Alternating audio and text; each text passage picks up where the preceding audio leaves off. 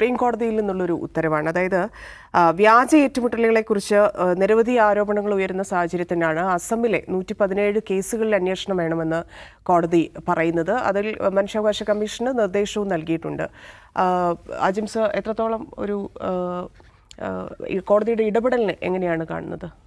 ഈ north east സംസ്ഥാനമാണല്ലോ Assam. North east സംസ്ഥാനങ്ങളുടെ ഒരു പ്രശ്നം എന്ന് വെച്ചാൽ അവിടെ നിന്ന് വലിയ കലാപങ്ങളോ അല്ലെങ്കിൽ വലിയ സൈനിക നീക്കങ്ങളൊക്കെ ഒന്നും ഉണ്ടാവാതെ അവിടെ നിന്ന് വാർത്തകൾ പുറത്തേക്ക് വരില്ല. വാർത്ത പുറത്തു വന്നാൽ തന്നെ അത് ദേശീയ മാധ്യമങ്ങൾ ഏറ്റെടുക്കില്ല. ദേശീയ മാധ്യമങ്ങൾ ഏറ്റെടുക്കാതെ മലയാളത്തിലെ മാധ്യമങ്ങൾ പോലും അത് കാണില്ല. അതാണ് ഒരു പ്രശ്നം. ഇപ്പോൾ ഹിമന്ത ബിശ്വ ശർമ്മ അസമിൽ അധികാരമേറ്റതിന് ശേഷം അവിടെ നടക്കുന്ന കാര്യങ്ങളുടെ ഒരു ടിപ്പ് ഓഫ് ഐസ്ബർഗ് പോലും വാർത്തയായി പുറത്തേക്ക് വന്നിട്ടില്ല.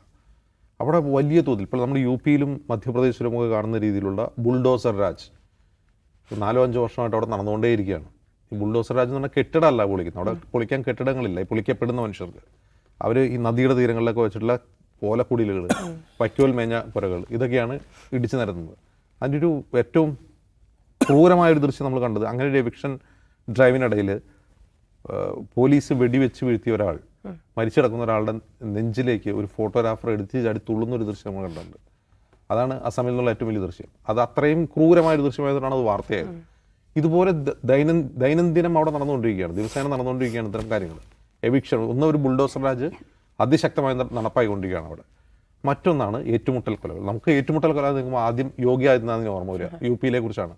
ഇപ്പോൾ പുറത്തു വന്ന കണക്ക് എന്താണ്? 171 ഇൻസിഡൻസ്, 171 സംഭവങ്ങൾ ഉണ്ടായിട്ടുണ്ട്. അതിൽ കുറഞ്ഞ 50-80 പേര് മരിച്ചിട്ടുണ്ട്. അതിന് എണ്ണം പോലും ഈ കോടതിയിൽ പോയ അഭിഭാഷകന് അറിയില്ല എത്ര പേര് മരിച്ചിട്ടുണ്ട്, എത്ര പേർക്ക് മരിച്ചിട്ടുണ്ട്, കൃത്യമായ എണ്ണമില്ല. അങ്ങനെ നടക്കുന്നു. അത് 4 വർഷം കൊണ്ട് 171 ഏറ്റുമുട്ടൽ ഇൻസിഡൻസ്, ഫേക്ക് എൻകൗണ്ടർ ഇൻസിഡൻസ് ഉണ്ടായിട്ടുണ്ട് എന്നാണ് ആ ഹർജി പറയുന്നത്. നമ്മൾ അതിൽ എത്ര വാർത്ത ചെയ്തിട്ടുണ്ടാവും? അസമിലെ വ്യാജ ഏറ്റുമുട്ടലിനെ കുറിച്ച് ഒരു വാർത്ത പോലും മലയാള മാധ്യമങ്ങൾ വന്നിട്ടുണ്ടെന്ന് എനിക്ക് തോന്നുന്നില്ല. അതറിയുന്നില്ല, അതാരും പുറലോകം അറിയുന്നേ ഇല്ല ഇങ്ങനൊരു സംഭവം. അപ്പോൾ യു പി എന്താണോ, യു പിയേക്കാൾ ഭീകരമായി, യു പിയേക്കാൾ മാരകമായി ഈ ബുൾഡോസർ രാജും ഈ പറയുന്ന ഏറ്റുമുട്ടൽ കൊല, ഫേക്ക് എൻകൗണ്ടേഴ്സ് പോലുള്ള മാർഗങ്ങളും ഉപയോഗിച്ചുകൊണ്ട് വലിയ തോതിലുള്ളൊരു അടിച്ചമർത്തൽ ഭരണരീതി നടപ്പാക്കുന്ന ഒരു മുഖ്യമന്ത്രിയാണ് ഹിമന്ത ബിശ്വ ശർമ്മ എന്ന വിവരമാണ് പുറത്ത്. യോഗിയേക്കാൾ എന്താ പറയുക, ക്രൂരമായ ഭരണരീതി, യോഗി ആദിത്യനാഥിനെ എങ്ങനെയാണ് ആളുകൾ പോർട്രേറ്റ് ചെയ്യുന്നത് അതിനേക്കാൾ മോശമാണ് അസമിൽ എന്നുള്ള വിവരമാണ് ഈ ഒരു ഇതിലൂടെ വരുന്നത്. അപ്പോൾ ഇന്ന് ഈ ഹർജി വരുമ്പോൾ ആ ഹർജിയിൽ പ്രധാനമായും ചൂണ്ടിക്കാട്ടുന്ന കാര്യം, ഇന്ത്യയിൽ നടക്കുന്ന എല്ലാ ഏറ്റുമുട്ടൽ കൊലകളും നടക്കുന്ന പോലെ ഒരു പ്രത്യേക വിഭാഗത്തിൽപ്പെട്ട ആളുകളാണ് ഈ കൊല്ലപ്പെടുന്ന ആളുകൾ എന്നാണ് ഹർജിയിൽ ചൂണ്ടിക്കാട്ടുന്നത്. ഇപ്പോൾ യു പിയിൽ അതാണ്, അത് ന്യൂനപക്ഷങ്ങളും അതിൽ ദലിതുകളുമാണെങ്കിൽ അവിടെ ബംഗ്ലാദേശികൾ എന്ന് ആരോപിച്ചുകൊണ്ട് ബംഗാൾ ഭാഷ സംസാരിക്കുന്ന മുസ്ലിങ്ങളെയാണ് കൊല്ലുന്നത്. ഈ ഏറ്റുമുട്ടൽ ഇരകളായിട്ടുള്ള ആളുകൾ മുഴുവൻ അങ്ങനെ തന്നെയാണ്. അപ്പോൾ അതിന് അവിടുത്തെ പോലീസ് കൊടുത്തിട്ടുള്ള വിശദീകരണം എന്താണെന്ന് വെച്ചാൽ, ഓടിപ്പോകുന്ന ക്രിമിനലുകളെ ഞങ്ങൾ വെടിവെക്കാറുണ്ട്, പോലീസ് കസ്റ്റഡിയിൽ നിന്ന് ഓടിപ്പോകുന്ന ക്രിമിനലുകളെ നമ്മൾ വെടിവെക്കാറുണ്ട്, അങ്ങനെ കൊല്ലപ്പെട്ടതായിട്ട് നമുക്കറിയില്ല എന്നൊക്കെയാണ് പറയുന്നത്. ഒന്ന് ആലോചിച്ച് നോക്കാം, അവിടുത്തെ ഡെത്ത് ടോൾ പോലും നമുക്ക് കൃത്യമായിട്ട് അറിയില്ല, എത്ര പേരായാലും മരിച്ചു എന്ന കണക്ക് പോലും ഇല്ല. അതുകൊണ്ടാണ് സുപ്രീം കോടതി ഇത് പരിശോധിച്ചതിൽ ചിലതെങ്കിലും വ്യാജ ഏറ്റുമുട്ടലുകളാണ്. പോലീസ് പറയുന്നത് എന്താണ്? പോലീസ് കസ്റ്റഡിയിൽ നിന്ന് ഓടി രക്ഷപ്പെടുമ്പോൾ വെടിവെച്ച് കൊല്ലും എന്നാണ് അവർ പറയുക. അത്തരം പോലീസിൻ്റെ വാദങ്ങൾ പോലും തെറ്റാണ് എന്ന് പ്രഥമ ദൃഷ്ട്യാ തോന്നുന്നു. അത് ഫേക്കായിട്ട് എൻകൗണ്ടർ ചെയ്ത ആളുകൾ വെടിവെച്ച് കൊല്ലുന്നതാണ് എന്ന് കോടതിക്ക് തോന്നുന്നുകൊണ്ടാണ് അതിനെക്കുറിച്ച് പുനരന്വേഷിക്കാൻ മനുഷ്യാവകാശ കമ്മീഷനോട് ആവശ്യപ്പെട്ടുള്ളത്. മനുഷ്യാവകാശ കമ്മീഷൻ എന്ന് പറയുന്നത് ഹിമന്ത ബിശ്വ ശർമ്മ തന്നെ നിയോഗിച്ച ആളുകളാണ്. അവരെന്ത് ചെയ്യുമെന്ന് നമുക്കറിയില്ല. പക്ഷേ സുപ്രീം കോടതി ഒരു കാര്യം കൂടി പറഞ്ഞു, ഈ അന്വേഷിക്കുന്ന അല്ലെങ്കിൽ ഈ ഏറ്റുമുട്ടലിന് ഇരയായിട്ടുള്ള കൊല്ലപ്പെട്ടതോ പരിക്കേറ്റതോ ആളുകളുടെ ഒരു പേര് വിവരങ്ങളോ അഡ്രസ്സുകളോ പുറത്തു വിടരുതെന്ന് മനുഷ്യാവകാശ കമ്മീഷൻ പ്രത്യേകം നിർദ്ദേശം കൊടുത്തിട്ടുണ്ട്. അതിൻ്റെ കാരണം എന്താണെന്ന് വെച്ചാൽ, അതാണ് അതിൻ്റെ ഏറ്റവും സുപ്രധാനമായ കാര്യം. മനുഷ്യാവകാശ കമ്മീഷൻ ഇതേക്കുറിച്ച് അന്വേഷിക്കുകയാണെന്ന് കരുതുക, ആരെക്കുറിച്ചാണ് അന്വേഷിക്കുന്നത് എന്നുള്ള വിവരം പുറത്തു വന്നു കഴിഞ്ഞാൽ തന്നെ ഈ അന്വേഷണം അട്ടിമറിക്കപ്പെടും എന്ന് കോടതിക്ക് സംശയം, കോടതി ചൂണ്ടിക്കാട്ടുന്നുണ്ട്. അന്വേഷണം അട്ടിമറിക്കപ്പെടാനുള്ള സാധ്യതയുണ്ടെന്ന് പറയുന്നു. അപ്പോൾ മറ്റൊരു ഹിന്ദുത്വ ലബോറട്ടറിയായി അസം മാറിക്കഴിഞ്ഞിട്ടുണ്ട്. അസം മുമ്പേ തന്നെ RSSൻ്റെ പ്രധാനപ്പെട്ട ലിസ്റ്റിലുള്ള ഒരു സംസ്ഥാനമാണ്. അതിൻ്റെ പ്രധാനപ്പെട്ട കാരണം ഇതാണ്. അവിടെ ഒന്ന്, ഭാഷാപരമായ ഒരു ശൈഥില്യം അവിടെ വളർത്തിയെടുത്തിട്ടുണ്ട്. അസം ഭാഷ സംസാരിക്കുന്നവരും അല്ലാത്തവരും എന്നൊരു ശൈഥില്യം വളർത്തിയെടുത്തിട്ടുണ്ട്. മറ്റൊന്ന്, ബംഗാൾ വിഭജനത്തെ തുടർന്ന് കുറേ അധികം അഭയാർത്ഥികൾ ബംഗ്ലാദേശിൽ നിന്ന് അസമിലെത്തിയിട്ടുണ്ട്. അപ്പോൾ ആ അസമിലെത്തിയ അഭയാർത്ഥികൾ യഥാർത്ഥത്തിൽ ദലിതുകളായ ബംഗാളി സംസാരിക്കുന്ന ഹിന്ദുക്കളാണ്. ബംഗ്ലാദേശിൽ നിന്ന് ഓടിയെത്തുക, കാരണം അവിടെ ന്യൂനപക്ഷ പീഡനം ഭയന്ന് ഓടിയെത്തിയ ആളുകളാണ് അവർ. അവർക്കെതിരെയാണ് അസമിന് മുമ്പ് ഭാഷാപരമായ ബംഗാളി സ്പീക്കിംഗ് ആളുകളോടുള്ള ഭാഷാപരമായ കലാപം നടന്നത്. അവർ കൂടി ഇതിലിരയാണ്. ഈ പറയുന്ന പ്രശ്നങ്ങളിൽ അവർ കൂടി ഇരയാവുകയാണ്. മറ്റൊന്ന്, ഈ ബംഗാളി സംസാരിക്കുന്ന, പണ്ട് തോട്ടങ്ങളിൽ പണിയെടുക്കാൻ വേണ്ടി ബംഗാളിൽ നിന്ന് കുടിയേറിയ ആളുകളാണ് അവർ, ബ്രിട്ടീഷുകാരുടെ അടുത്ത് കുടിയേറിയ ആളുകളാണ്. അപ്പോൾ ആ ബംഗാളി സ്പീക്കിംഗ് മുസ്ലിംസിനെതിരെയാണ് ഇപ്പോൾ നടന്നുകൊണ്ടിരിക്കുന്ന ഈ വ്യാജ ഏറ്റുമുട്ടലുകൾ. ഒരു പക്ഷേ അവിടെ നിന്നുള്ള വാർത്ത, ഇപ്പോൾ മണിപ്പൂരിൽ നിന്നുള്ള വാർത്തകൾ എപ്പോഴാണ് വരാൻ തുടങ്ങി? അവിടെ ഒരു കലാപം നടന്ന ആളുകൾ കൊല്ലപ്പെട്ടപ്പോഴാണ് അവിടെ നിന്ന് വാർത്ത വരാൻ തുടങ്ങിയത്. ഇത് വരാത്തതെന്തുകൊണ്ടാണ്? അങ്ങനെ ഓരോ ഇൻസിഡൻസാണ്. ഒരു ദിവസം ഒരാളെ വെടിവെച്ചിരുന്നു, മറ്റൊരാൾ കൊല്ലുന്നു, അതൊക്കെ ഒറ്റപ്പെട്ട സംഭവങ്ങളായി വ്യാഖ്യാനിക്കുന്നു. അതുകൊണ്ട് ഇത് വാർത്തയാവുന്നില്ല. ഇന്ന് യഥാർത്ഥത്തിൽ ഈ വാർത്ത വരുമ്പോൾ 171 ഏറ്റുമുട്ടൽ കൊല 4 വർഷത്തിലൂടെ നടന്നിട്ടുണ്ട് എന്ന വാർത്ത വരുമ്പോൾ നമ്മൾ തന്നെ, വാർത്ത വായിക്കുന്ന നമ്മൾ തന്നെ ഞെട്ടിപ്പോവാണ്. ഇത്രയും സംഭവങ്ങളുണ്ടായിട്ട് ആരെങ്കിലും അറിഞ്ഞോ എന്നുള്ളത്. അതാണ് പുതിയ ഇന്ത്യ. പക്ഷേ അത് ഈ ആരോപണങ്ങൾ, ആശങ്ക, ഈ വ്യാജ ഏറ്റുമുട്ടൽ എന്നുള്ള കുറേ കാലമായിട്ടുള്ളത്, അതിലേക്ക് ഒരു കോടതി ഇടപെടൽ വരുമ്പോൾ അതിൽ എന്തെങ്കിലും ഒരു മാറ്റം ഇല്ലെങ്കിൽ ഈ പറഞ്ഞതുപോലെ നമ്മളെങ്കിലും ഈ കാര്യങ്ങൾ അറിയുന്നതിലേക്ക് എത്താനുള്ള സാധ്യതയുണ്ട്. അല്ല, അറിയുന്നതിലേക്ക് എത്തുകയെന്ന് വെച്ചാൽ രാജ്യം തന്നെയും ഇത് യൂസ്ഡ് ആയിപ്പോയി. ഇപ്പം അജിംസ് പറഞ്ഞ പോലെ 171 കൊലകൾ അസമിൽ മാത്രം നടന്നോ എന്ന് കോടതിയുടെ വാർത്ത വരുമ്പോഴാണ് നമ്മൾ അറിയുന്നത്. ഞെട്ടിക്കുന്ന ഒന്ന്, ആ നിലയ്ക്കുള്ള ഒരു ഗ്രാവിറ്റിയിൽ റിപ്പോർട്ട് ചെയ്യപ്പെടുകയും ചെയ്തിട്ടില്ലല്ലോ. പക്ഷേ അതിനിപ്പോൾ അറിഞ്ഞാലും രാജ്യത്തിന് അങ്ങനെ വലിയ ഞെട്ടലൊന്നുമില്ല.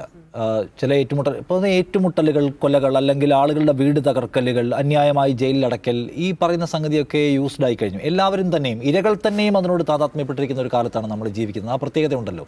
ഇപ്പോൾ ഇന്ത്യയുടെ ഹിസ്റ്ററി നിങ്ങളിപ്പോൾ എടുത്ത് നോക്കുകയാണെങ്കിൽ, ഇപ്പോൾ 2017 മുതൽ 2022 വരെയുള്ള കാലത്ത് 655 ഏറ്റുമുട്ടൽ കൊലകൾ ഉണ്ടായിട്ടുണ്ട്. 655 എണ്ണം. അപ്പോൾ അതിനകത്ത് നമ്മളത് മുഴുവനൊന്നും കേട്ടിട്ടില്ല. സർക്കാരിൻ്റെ റെക്കോർഡ്സ് വെച്ചിട്ടാണ് നമുക്കിത് ഈ ഗൂഗിളിൽ നിന്ന് എടുക്കാൻ പറ്റുക. ബാക്കി എല്ലാം ഒന്നും വാർത്തയായതുപോലുമല്ല. ഇവിടെ 171 എണ്ണം, അതിൽ തന്നെ കുറേ ആളുകൾ മരിച്ചവർ, പരിക്കേറ്റവർ, വ്യാജമാണെന്ന് സംശയിക്കുന്നവ, അതിൻ്റെ ഒരു പ്രത്യേക വിഭാഗം ആളുകൾ മാത്രം ഇരകളാക്കപ്പെടുന്ന തരത്തിലുള്ള ആക്രമണങ്ങൾ ഇത് നടക്കുന്നു. ഇപ്പോൾ ഹിമന്ത ബിശ്വ ശർമ്മ നമുക്കറിയാവുന്ന പോലെ ഇന്ത്യയിൽ ഏറ്റവും പ്രകടമായി വിഷം തുപ്പുന്ന ഒരു ഭരണാധികാരിയാണ്. അദ്ദേഹം കോൺഗ്രസിൽ നിന്ന് പോയ ആളാണ്. ഇപ്പോൾ നോർത്ത് ഈസ്റ്റിൻ്റെ മുഴുവൻ ചുമതല വഹിക്കുന്ന, നോർത്ത് ഈസ്റ്റ് മുഴുവൻ ഹേറ്റ് സ്പ്രെഡ് ചെയ്യാനുള്ള ചുമതല ഏറ്റെടുത്തിരിക്കുന്ന, അങ്ങേയറ്റത്തെ വർഗീയത പ്രസംഗിക്കുന്ന ആളാണ്. അദ്ദേഹം നമ്മളെ ഭയപ്പെടുത്തും അദ്ദേഹത്തിൻ്റെ പ്രസംഗങ്ങൾ കേട്ടാൽ. അദ്ദേഹത്തിൻ്റെ സർക്കാർ അധികാരത്തിൽ വന്ന ശേഷം ഒരു 0 ടോളറൻസ് എന്ന് പറഞ്ഞ പുതിയൊരു പ്രോഗ്രാം പ്രഖ്യാപിച്ചുകൊണ്ട് എല്ലാത്തിനെയും തീർത്ത് കളയുക, ആക്രമിക്കുക, വീട് തകർക്കുക, കുടിയൊഴിപ്പിക്കുക പോലെയുള്ള വലിയ പദ്ധതികൾ പ്രഖ്യാപിച്ചിരിക്കുന്നു. അതിൻ്റെ ഭാഗമാണിത്. അപ്പോൾ ഇതിൽ ഇപ്പോൾ ഈ അഭിഭാഷകൻ ഇതിൽ ചൂണ്ടിക്കാണിച്ചിരിക്കുന്ന ചില പ്രത്യേക മതവിഭാഗങ്ങൾ ടാർഗറ്റ് ചെയ്യപ്പെടുന്നുണ്ട്. ഇതിനകത്ത് വളരെ സമഗ്രമായിട്ടുള്ള അന്വേഷണം വേണം. പലയിടത്തും അന്വേഷണം അട്ടിമറിക്കപ്പെടുന്നു. സർക്കാരിൻ്റെ രാഷ്ട്രീയ താല്പര്യത്തിന് വേണ്ടി ഇത്തരം സംഗതികൾ സ്റ്റേജ് ചെയ്യപ്പെടുന്നു. ഇതെല്ലാം ചൂണ്ടിക്കാണിച്ചിട്ടാണ്. അപ്പോൾ കോടതി ഇത് അന്വേഷിക്കാൻ മനുഷ്യാവകാശ കമ്മീഷനോട് പറഞ്ഞിരിക്കുന്നു. എന്നിട്ട് കോടതി മനുഷ്യാവകാശ കമ്മീഷൻ്റെ നിഷ്ക്രിയതയെ വിമർശിക്കുന്നുണ്ട്. നിങ്ങൾ എന്തെടുക്കുകയാണ്? 2014 സുപ്രീം കോടതി ഇതുമായി ബന്ധപ്പെട്ടൊരു വിധി പറയുന്നുണ്ട്. ഏതു തരം ഏറ്റുമുട്ടൽ കൊലയും സ്വതന്ത്രമായി അന്വേഷിക്കപ്പെടേണ്ടതുണ്ട്. അതൊരു സാധാരണക്കാരായാലും ഏതെങ്കിലും കേസിലെ പ്രതിയായാലും, ഇനി തീവ്രവാദി എന്ന് സ്റ്റേറ്റ് പറയുന്ന ആളായാൽ പോലും, അയാൾക്കെതിരെ ഏറ്റുമുട്ടൽ കൊലപാതകം ഉണ്ടായിട്ടുണ്ടെങ്കിൽ അവ സ്വതന്ത്രമായി അന്വേഷിക്കപ്പെടേണ്ടതുണ്ട്, തെളിവുകൾ സ്വതന്ത്രമായി സമാഹരിക്കപ്പെടേണ്ടതുണ്ട് എന്ന സുപ്രീം കോടതി ഡയറക്റ്റീവ് പാലിക്കപ്പെട്ടിട്ടില്ല ഈ 171 കേസുകളിൽ മിക്കതിലും എന്നത് ചൂണ്ടിക്കാണിച്ചുകൊണ്ടാണ് ഇപ്പോൾ സുപ്രീം കോടതി പറയുന്നത് അതിന്മേൽ അന്വേഷണം നടത്തണം. എന്നിട്ട് സുപ്രീം കോടതി പറയുന്നത് ഈ നിഷ്ക്രിയമായിരിക്കുന്ന, വിവേചന സ്വഭാവത്തിൽ പെരുമാറുന്ന, മതിയായ പണിയെടുക്കാത്ത അതേ ഏജൻസിയോട് തന്നെയാണ് ഇത് അന്വേഷിക്കാൻ പറയുന്നത്. അവർക്കിത് എന്തുമാത്രം എടുക്കാൻ കഴിയും? അവർക്ക് ഒരു മനുഷ്യാവകാശ കമ്മീഷൻ എന്ന് പറയുമ്പോൾ അതിൻ്റെ സ്വഭാവവും അതിൻ്റെ പരിമിതി നമുക്കറിയാം. സ്റ്റേറ്റിൻ്റെ പൂർണ്ണമായ സഹകരണമില്ലാതെ ഈ അന്വേഷണം കൊണ്ടുപോകാൻ കഴിയില്ല. ഈ തെളിവുകളെല്ലാം കൊടുക്കേണ്ടതും റിപ്പോർട്ട്സ് കൊടുക്കേണ്ടതും വിവരങ്ങൾ കൈമാറേണ്ടതെല്ലാം സ്റ്റേറ്റിൻ്റെ സംവിധാനവും പോലീസും ഒക്കെയാണ്. അതുകൊണ്ട് ഈ അന്വേഷണം എവിടെയെങ്കിലും എത്തും. ഇതിൽ കുറ്റക്കാരായ ആളുകൾ പിടിക്കപ്പെടും, വ്യാജമായ ഏറ്റുമുട്ടലിൽ കണ്ടെത്തപ്പെടും. വ്യാജ ഏറ്റുമുട്ടൽ എത്രയെല്ലാം ഉണ്ട്? സൊഹ്റാദ്ദീൻ ഷെയ്ഖിൻ്റെ നമുക്കറിയാമല്ലോ ഏതെല്ലാം ഉണ്ട്. ഇപ്പോൾ ഹാഷിംപുര മുതൽ ഇങ്ങോട്ട് എടുത്തു നോക്കിയാൽ വ്യാജ ഏറ്റുമുട്ടലുള്ള വലിയ പാരമ്പര്യമുള്ള നാടായത്. എന്നിട്ട് ആരെങ്കിലും ശിക്ഷിക്കപ്പെട്ടോ? ഹാഷിംപുര നമുക്ക് ഒരു കൂട്ടം മുസ്ലിം ചെറുപ്പക്കാരെ പിടിച്ചോണ്ട് പോയിട്ട് വഴിയിൽ ഇറക്കി വെടിവെച്ച് കൊന്നു. അതിൽ ആരും ഇല്ല. എല്ലാവരെയും വെറുതെ വിടുക കോടതി ഫൈനലൈസ് ചെയ്തത്. ഇങ്ങോട്ട് വന്ന സൊഹ്റാദ്ദീൻ ഷെയ്ഖ്, ഇസ്രത് ജഹാൻ, ഏതെല്ലാം കേസുകൾ നമുക്കറിയാം. അതിലൊക്കെ ആരോപണ വിധേയരൊക്കെ ഇപ്പോൾ എവിടെ ഇരിക്കുന്നത് നമ്മൾ കാണുന്നുണ്ടല്ലോ. അതുകൊണ്ട് ഇതിനൊരു റിസൾട്ട് ഉണ്ടാവുമെന്ന് വിചാരിക്കാൻ വയ്യ. ഇത് പക്ഷേ ഒരു ഐ ഓപ്പണിംഗ് ആയിട്ടുള്ള സാഹചര്യമാണല്ലോ. രാജ്യത്ത് വെടിവെച്ച് കൊല്ലുന്നു, പിന്നെ ആൾക്കാരും വെടിവെച്ച് കൊല്ലെന്ന് പറഞ്ഞാൽ എല്ലാം ത്തിൻ്റെ സ്വഭാവം ഒന്നല്ല. ഇപ്പോൾ തെലങ്കാനയിലാണോ ആന്ധ്രാപ്രദേശിലാണോ ഒരു കേസിലെ, തെലങ്കാനയിൽ 4 പേരെ പോലീസ് വെടിവെച്ച് കൊന്നു. അന്ന് കേരളത്തിലടക്കം എല്ലാവരും കൂടി ഒന്ന് കൈകൊടുക്കുക, ഇതാണ് ഇൻസ്റ്റൻറ്റ് നീതി, ഇപ്പം നടപ്പിലാക്കണം, കണ്ടോ ഇതാണ് വേണ്ടത്, ബാക്കി ഗോവിന്ദച്ചാമിയൊക്കെ ജയിലിലിട്ട് ഇങ്ങനെ സൂചിപ്പിക്കുകയല്ല വേണ്ടത്. ജനം കൈയടിക്കുന്ന സാധനമുണ്ട്. അപ്പോൾ ജനങ്ങളുടെ കൈയ്യിൽ കിട്ടാൻ യോഗി ഉത്തർപ്രദേശിൽ അധികാരത്തിൽ വന്നതിന് ശേഷം ഗൂണ്ടാ ഗ്യാങ്ങുകളെ തീർക്കാനെന്ന പേരിൽ ഒരു സീരീസ് ഓഫ് ആളുകളെ കൊന്നു കളഞ്ഞല്ലോ.